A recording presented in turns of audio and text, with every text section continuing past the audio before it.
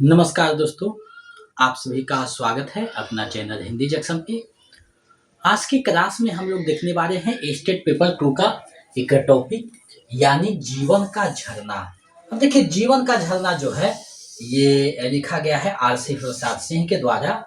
तो वही टॉपिक का एक कविता को हम लोग देख रहे हैं।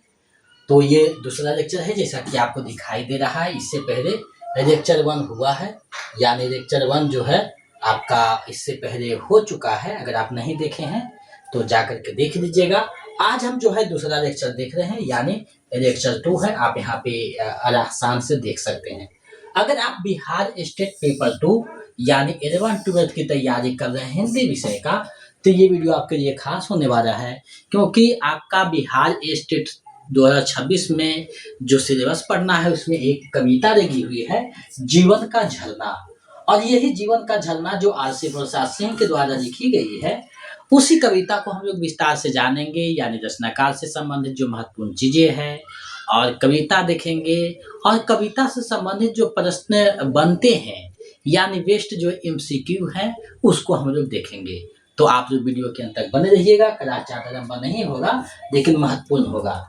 अगर आप चाहते हैं कि बिहार स्टेट पेपर 2 का नोट्स आपको प्रैक्टिस सेट प्रीवियस सेट प्राप्त हो, तो हमारा नंबर जो है 7261815307, इस पे आप जो है 299 रुपया पेमेंट कर दीजिएगा और उसका स्क्रीनशॉट लेकर इसी नंबर पे व्हाट्सएप कर दीजिएगा। तो इधर से हम आपको संपूर्ण सिलेबस का हिंदी का notes with MCQ, practice set और प्रीवियस सेट उपलब्ध करवा देंगे, जिसको आप ईमानदारी से 1-2 बार पढ़ लेते हैं तो आपका रिजल्ट 100% गारंटी हो जाती है कि हो ही जाएगा। तो आप लोग जल्दी करें क्योंकि समय बहुत कम है। सितंबर में आप लोग का हो सकता है कि अंतिम वीक में एग्जाम हो, तो आप लोग जल्दी से इसे प्राप्त कर लीजिए, क्योंकि सोचते जो रहिएगा और सोचते सोचते समय जो है बहुत नज़दीक आ जाएगा और एक आध नंबर से नहीं होगा तो बीपीएससी 4.0 जो आपका ऑप्शन बन रहा है, यानी आप स्टेट पेपर 2 निकाल देते हैं तो डायरेक्ट बीपीएससी 4.0 का वैकेंसी आया हुआ है, आप डायरेक्ट जो है उसके लिए योग हो जाएंगे। एडमिट कार्ड उसका जारी हो जाएगा और तुरंत में उसको निकाल देते हैं तो आपका जॉब हो सकता है। तो ये गोल्डन अपॉर्चुनिटी है, यानी आपका स्टेट निकालने से पहले वैकेंसी आई हुई है, तो आप इसको देख लीजिएगा। चलिए बिना देर करते हुए आज का जो टॉपिक है उसको देखते हैं, समझते हैं और पढ़ते हैं। देखिए यहाँ पे आप जो है देख रहे होंगे, यानी जीवन का झरना, यानी जीवन का झरना है। आरसी प्रसाद सिंह के द्वारा ये लिखी गई कविता है। तो जीवन का झरना यानी जीवन का झरना जो है उसी कविता को हम लोग पढ़ने वाले हैं, यानी जीवन का झरना क्या है उसी को हम उस कविता के माध्यम से देखेंगे। अब सबसे पहले इनके बारे में जानते हैं कि आखिर आरसी प्रसाद सिंह क्या थे, कहाँ जन्म हुआ। तो कहा जाता है कि आरसी प्रसाद सिंह का जन्म बिहार के समस्तीपुर जिले के एरौत गांव में अगस्त 1911 में हुआ था। देखिए ये बिहार के रचनाकार हैं और एरौत गांव है समस्तीपुर का एक, वहीं पे 1911 ईस्वी में इनका जन्म होता है। यानी आपको पूछ सकता है कि आरसी प्रसाद सिंह का जन्म कब हुआ था, तो 1911 ईस्वी में हुआ था। बिहार के किस जिले में हुआ था, समस्तीपुर के एरौत गांव में हुआ था। तो ये ध्यान रखिएगा। आगे कह रहा है कि आरसी प्रसाद सिंह जीवन और यौवन का कवि कहा जाता है, यानी आरसी प्रसाद सिंह को जीवन और यौवन का कवि कहा जाता है। ये ध्यान रखिएगा, जीवन और यौवन का कवि किन्हें कहा जाता है, आरसी प्रसाद सिंह को कहा जाता है। आगे देखिए इनके बारे में कहा जा रहा है कि इन्होंने हिंदी साहित्य में बाल काव्य यानी बच्चों के लिए, कथा काव्य, महाकाव्य, गीत काव्य, रेडियो रूपक एवं महाकाव्य सहित कई रचनाएं दी है। हिंदी और मैथिली भाषाओं के महाकवि, कथाकार और एकांकीकार हैं। अब देखिए ये हिंदी के साथ मैथिली भाषा में भी रचना करते थे। अब देखिए है सूर्यमुखी मैथिली काव्य संग्रह के लिए सन 1984 में साहित्य अकादमी पुरस्कार भी प्रदान किया जा चुका है।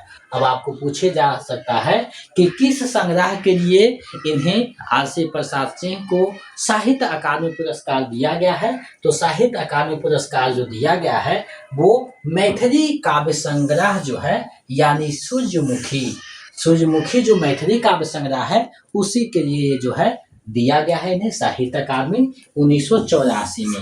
1984 में इन्हें साहित्य अकादमी पुरस्कार दिया गया है मैथिली काव्य संग्रह के लिए।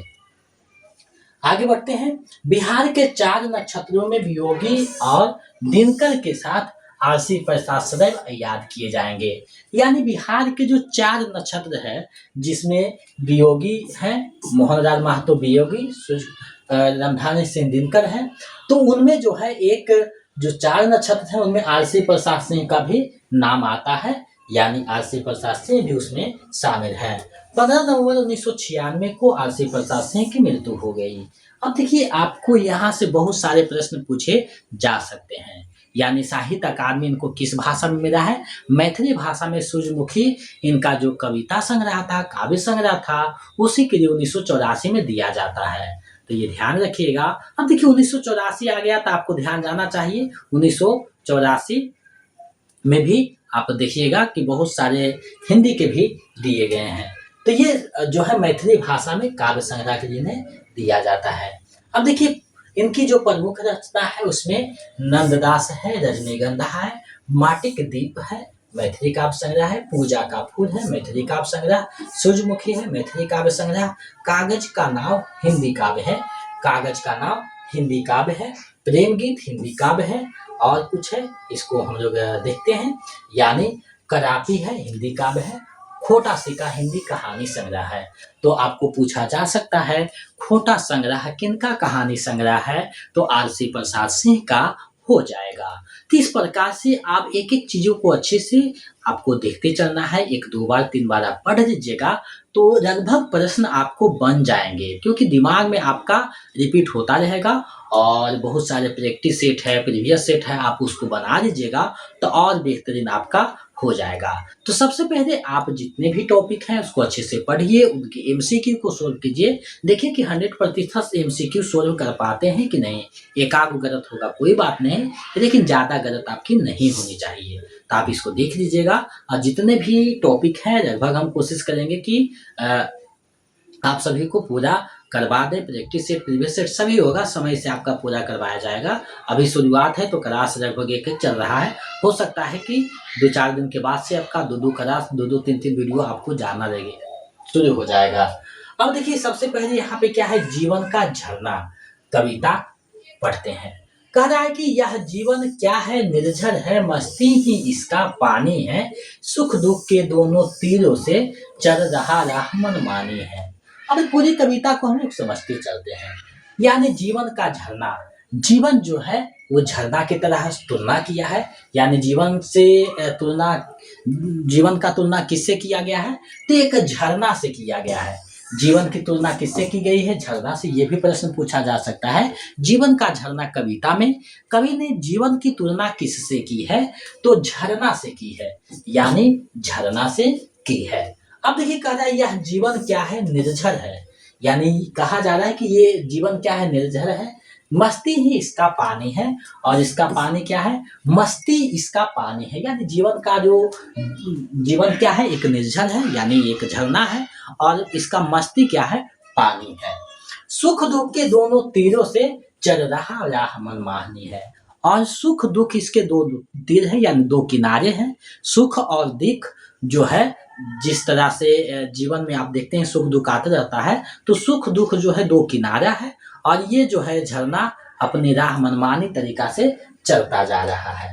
आगे है, कब फूटा गिरी के अंतर से, किस अंचल से उतरा नीचे, किस घाटी से बहकर आया, समतल में अपने को खींचे।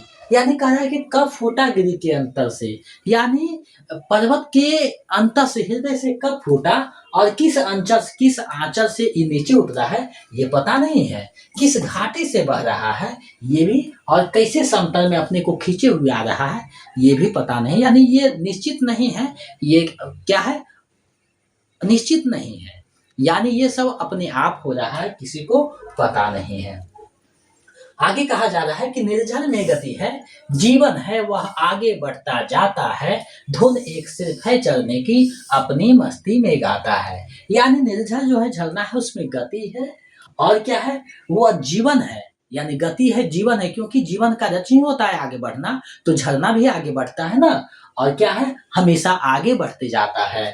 धुन एक है सिर्फ चलने की, और धुन यानी सिर्फ लक्ष्य एक ही है कि हमको आगे चलना है, और मस्ती में गाता है। और देखिएगा कि झरना की जो करकर है वो मस्ती में गाता चलता है, कभी शोक नहीं मनाता। तो जीवन को भी उसी तरीके से ये तुलना करते हैं।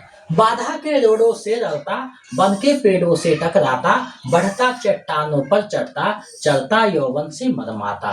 यानी कहा जा रहा है कि बाधा के रोड़ों से लड़ता है, बहुत सारी बाधाएं आता है, पत्थर उसका रास्ता रोक देता है, बन के पेड़ जो है उसका रास्ता रोक, सभी से टकराता है, बढ़ता चट्टानों पर चढ़ता, और चट्टानों के सीनों पर से चढ़ करके वो बहता है, चलता यौवन से मरवाता। और क्या है, यौवन यानी अपनी जवानी से मरवाता हुआ, पत्थर को चीरता हुआ उसके सीने पे चढ़ करके वो आगे बढ़ता रहता है।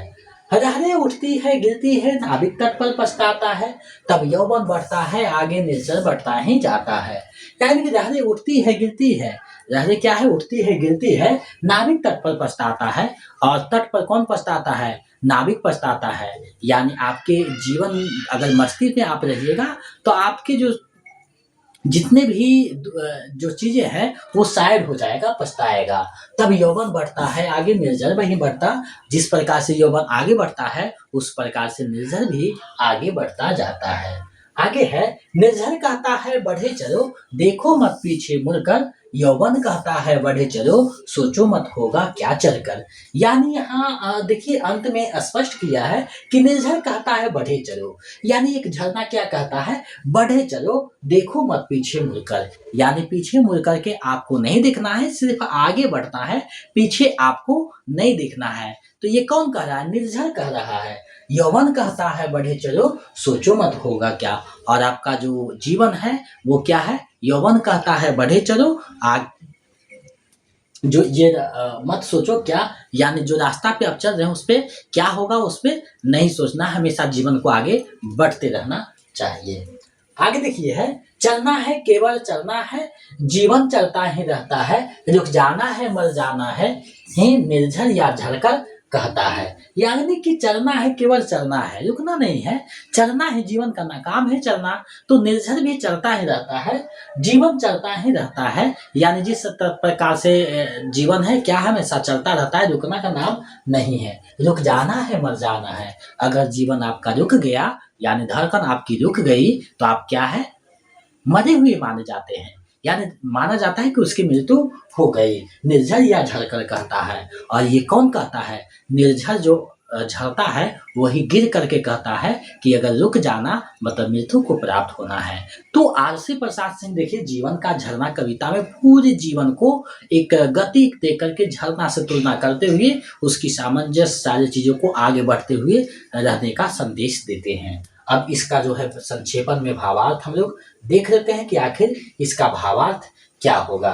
तो कवि आलसी प्रसाद सिंह जी ने जीवन का झरना कविता में हमेशा गतिशील रहने का संदेश दिया है।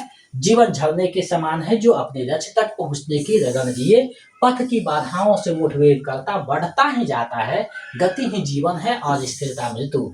अतः मनुष्य को भी निर्झर के समान गतिमान रहना चाहिए। ये कौन कहते हैं, आलसी प्रसाद सिंह। अब इतनी कविता के बाद जीवन और झरना दोनों का स्वरूप और आचरण एक जैसा ही है। जिस प्रकार झरना के विषय में यह कहना कठिन है कि वह किस पहाड़ के हृदय से कब कहाँ और क्यों फूटा ये जानना निश्चित नहीं है, उसी प्रकार से आपका क्या है, ये जीवन है, यानी ये जीवन भी उसी प्रकार है, यानी निश्चित नहीं है। तो यह झरना किसी पतरे से सोते के रूप में और फिर एक विशाल झरने के रूप में झरता हुआ समतल पर उतरकर दोनों किनारों के बीच एक विशाल नदी के रूप में बहने लगता है। इसी प्रकार इस मानव जीवन में सहसा नहीं कहा जा सकता कि यह मानव जीवन कब कैसे क्यों प्रारंभ हुआ, कब धरती पर मानवों के जीवन प्रवाह के रूप में उतर आया और सुख दुख के दो किनारों के बीच निरंतर बहने लगा। आगे कहते हैं कि हम कह सकते हैं कि आलसी प्रसाद सिंह की कविता जीवन और झरना मनुष्य को हमेशा गतिमान और प्रगतिशील रहने की प्रेरणा देती है। यही तो कविता का सार है, यानी मानव को हमेशा गतिशील रहने की प्रेरणा देती है। कविता का मेन उद्देश्य तो यही है। अब इससे संबंधित जो महत्वपूर्ण MCQ है जो आपके एग्जाम में पूछे जाते हैं उसको हम लोग देखेंगे, ताकि कैसे एग्जाम में पूछा जाता है उसको देख सकें। तो देखिए पहला प्रश्न आपके सामने है, जीवन का झरना कविता के रचनाकार कौन है। अब देखिए पूरी कविता आप अच्छे से पढ़ लीजिएगा ये टॉपिक, तो इससे संबंधित जो भी प्रश्न है बहुत आसानी से आप बना दीजिएगा। तो यहाँ तो स्पेशल टॉपिक है, लेकिन जब एग्जाम में बैठिएगा तो बहुत सारे टॉपिक एक साथ मिल जाएंगे, तो आप जो है आपके जो सोचने की शक्ति है उसमें कुछ जो है निर्णय लेने की क्षमता वहाँ पे देखा जाएगा, आपकी स्टडी प्रैक्टिस ये सब सभी मायने रखेगा। तो आप उसको जब तक पढ़िएगा नहीं बना नहीं पाइएगा। इसका सही आंसर क्या हो जाएगा, आरसी प्रसाद सिंह है, जीवन का झरना कविता के रचनाकार। आगे है आरसी प्रसाद सिंह का जन्म कब हुआ, तो 1911 ईस्वी में होता है, ऊपर हम लोग देखे थे, समस्तीपुर के एरौत गांव में होता है। आगे बढ़ते हैं तो है, किस मैथिली काव्य संग्रह के लिए आरसी प्रसाद सिंह को साहित्य अकादमी पुरस्कार दिया गया, तो सूर्यमुखी के लिए मैथिली काव्य संग्रह है 1984 में इन्हें जो है साहित्य अकादमी पुरस्कार दिया गया है। विकल्प क इसका सही आंसर हो जाएगा। आगे बढ़ते हैं, आगे है कब फूटागिरी के अंतर से किस अंचल से उतरा नीचे, उपयुक्त पंक्ति का संबंध किस कवि से है। अब देखिए यहाँ किस कवि से पूछा है और किस कविता से भी पूछा जा सकता है, किस कविता से है, तो कविता क्या हो जाएगा, जीवन का झरना आपका कविता हो जाएगा, जीवन का झरना आपका क्या है कविता हो जाएगा। लेकिन यहाँ कवि का बात कर रहा है, तो ये आरसी प्रसाद सिंह की कविता जीवन की झरना से ली गई है। विकल्प घ आपका सही आंसर हो जाएगा। आगे है जीवन और यौवन का कवि किसे कहा जाता है, तो जीवन और यौवन का कवि आरसी प्रसाद सिंह को कहा जाता है ना, विकल्प ग सही हो जाएगा। अब देखिए रामधारी सिंह दिनकर को एक कहा जाता है आग और राग का कवि, आग और राग का कवि, आग और राग का कवि किन्हें कहा जाता है, तो वो ये रामधारी सिंह दिनकर को कहा जाता है। तो इसका सही आंसर क्या होगा, जीवन और यौवन का कवि कौन है, आरसी प्रसाद सिंह है। तो ये दोनों में जो है फर्क आपको होना चाहिए, क्योंकि कभी आग और राग पूछ देगा तो आप फंस जाइएगा, तो उसको फंसना नहीं है, आपको सही से आंसर जवाब देते हुए चलना है। आप जो बिल्कुल जो है सही से आंसर भी दे रहे हैं। अब देखिए खोटा सिक्का किसका कहानी संग्रह है, खोटा सिक्का किसका कहानी संग्रह है, तो ये आया था आरसी प्रसाद सिंह का हिंदी में लिखा हुआ कहानी संग्रह है। विकल्प ग इसका सही आंसर हो जाएगा, आरसी प्रसाद सिंह का है। आगे है जीवन का झरना कविता में सुख दुख को किसके दो किनारे बताए गए हैं, यानी जीवन की झरना कविता है उसमें सुख और दुख को किसके दो किनारे बताए गए हैं, ये आपको जवाब देना है। तो देखिए आप कविता पढ़ते सुख दुख के दो तीर हैं, तीर मतलब क्या है, किनारा है, तो सुख दुख किसके दो किनारे हैं, तो जीवन के जो दो जो है किनारे हैं, जीवन के दो किनारे हैं, क्योंकि जीवन का तुलना किससे किया गया, निर्झर से किया, झरना से किया गया है। तो झरना जब आगे बढ़ता है तो उसका दो किनारा होता है ना, तो सुख और दुख दो किनारा है, और झरना क्या है, जीवन की तरह है, तो ये क्या हो जाएगा, विकल्प का हो जाएगा, जीवन के दो किनारे सुख और दुख है।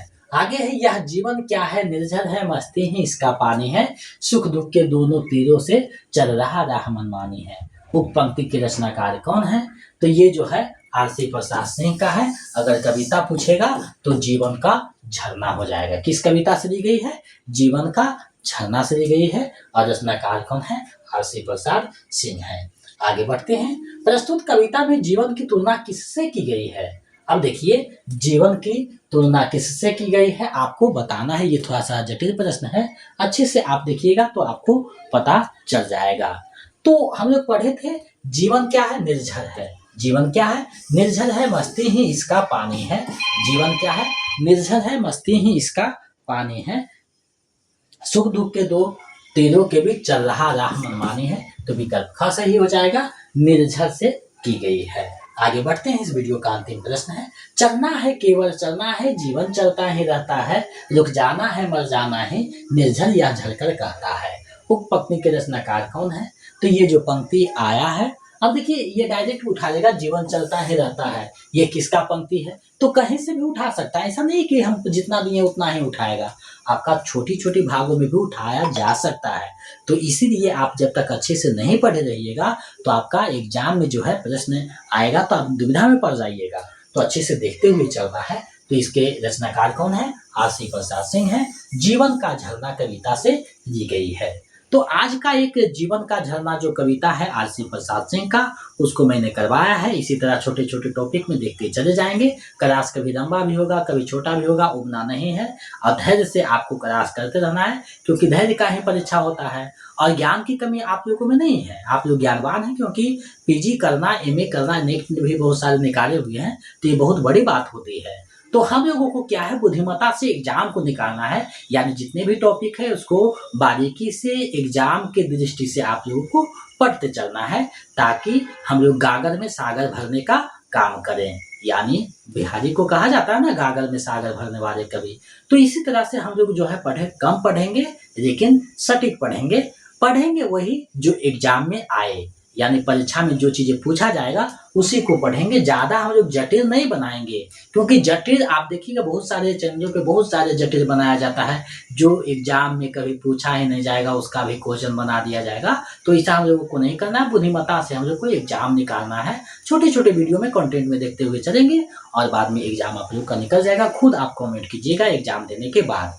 तो आज के लिए बस इतना है। अगर आप स्टेट का नोट्स पाना चाहते हैं तो हमारे नंबर 7261815307, इस पे आप व्हाट्सएप पे मैसेज कीजिए। और पेपर 2 के लिए 299 रुपया और पेपर 1 के लिए आपका 199 रुपया पेमेंट करके इसे प्राप्त कर सकते हैं। प्रैक्टिस सेट, प्रीवियस सेट और नोट्स भी रहेंगे, जिससे आपका तैयारी संपूर्ण हिंदी का 100 नंबर का हो जाएगा। और लगभग 99% उम्मीद है कि आप अच्छे से 1-2 बार देख लेते हैं तो आप लोगों का रिजल्ट हो ही जाएगा, कोई दिक्कत नहीं है।